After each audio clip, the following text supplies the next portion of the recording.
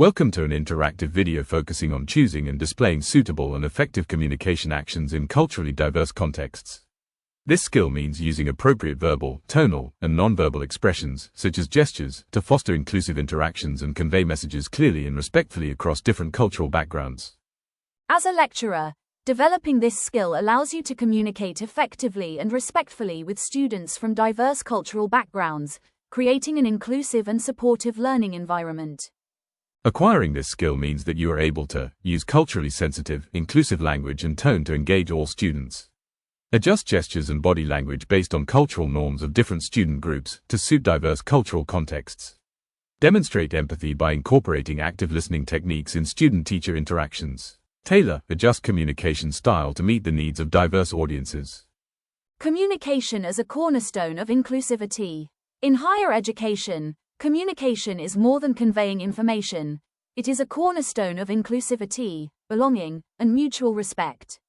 The way lecturers speak, listen, gesture, and present themselves shapes students' experiences and perceptions of academic spaces. This skill is about creating learning environments where students from diverse cultural backgrounds feel safe, seen, and understood. Cultural differences are not barriers to avoid. They are realities to recognize and respond to thoughtfully through communication choices. Verbal and tonal communication, speaking with awareness. Language is a powerful tool. Inclusive and culturally sensitive communication avoids idioms, slang, or region-specific references that may confuse or alienate students from different traditions. Instead, it favors clarity, respect, and neutral vocabulary.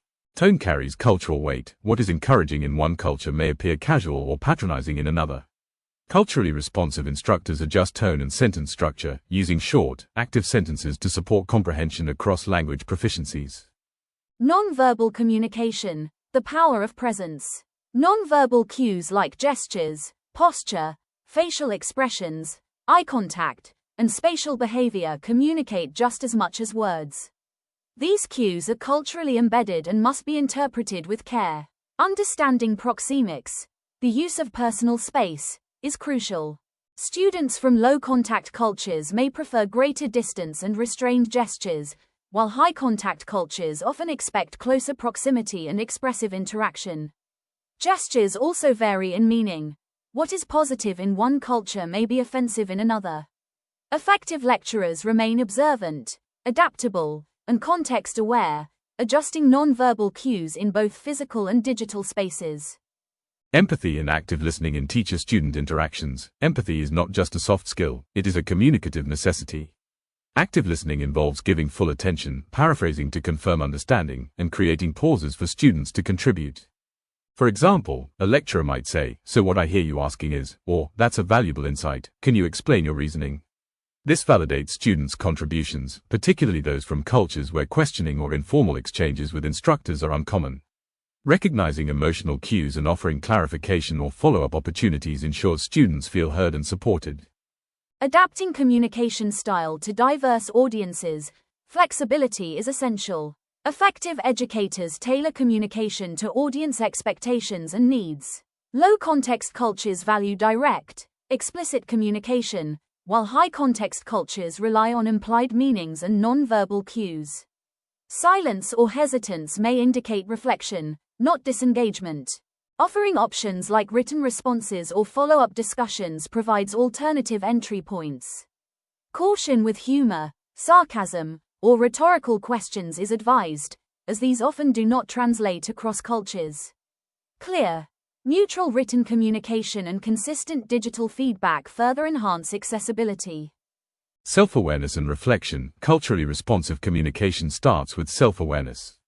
Lecturers must reflect on how their own cultural habits, such as speaking pace, use of informal language, or interpretation of silence, affect students.